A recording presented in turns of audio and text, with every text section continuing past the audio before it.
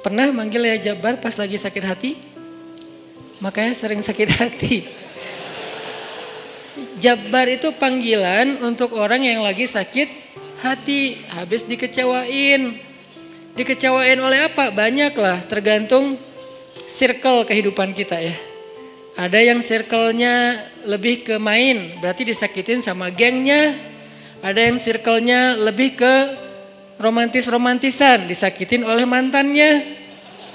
Ada yang circle hidupnya seputar masalah kerja, disakitin oleh vendornya, oleh partnernya, oleh teman bisnisnya. Soal circle family life kita disakiti oleh keluarga, anak, orang tua, pasangan, dan seterusnya gitu kan.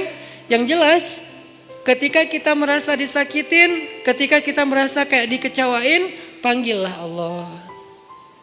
Sebelum kita memanggil netizen. Kan kita suka manggil netizen dulu ya.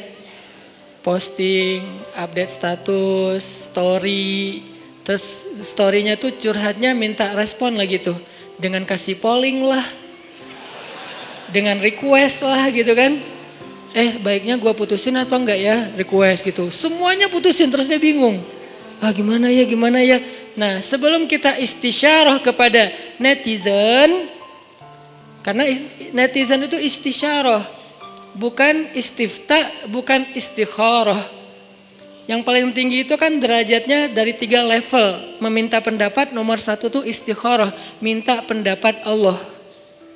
Kedua istifta, minta pendapat ulama, orang yang berilmu.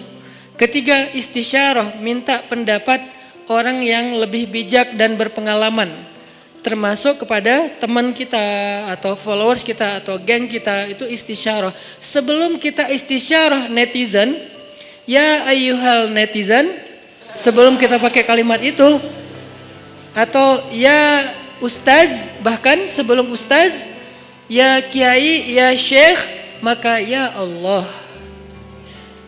Panggil Allah Subhanahu wa ta'ala. Manggilnya gimana Ustadz? Salah satunya selain kata Allah pastinya, karena itu kalimat yang paling mulia, kita juga bisa manggil tematik. Ya Jabbar. Ya Jabbar itu bisa 2. Sebetulnya 3 maknanya Jabbar, tapi yang lebih common tuh 2. 1, dipanggil untuk masalah-masalah yang sifatnya bukan hanya besar, tapi kayak kekuatan. Ya Jabbar, ya Qahar.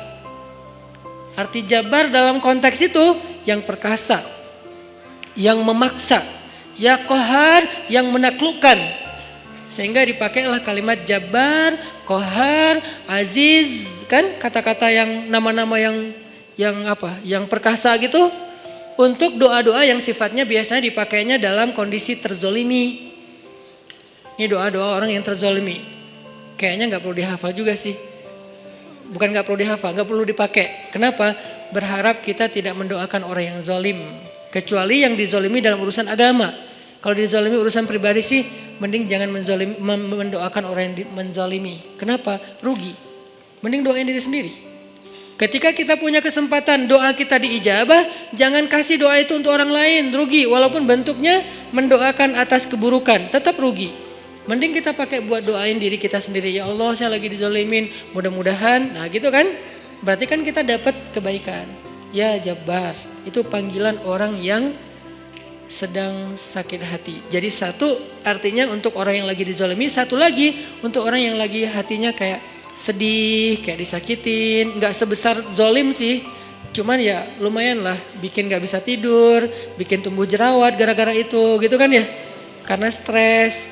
Jadi intinya adalah panggil Allah kalau kita lagi sakit hati dan dikecewain.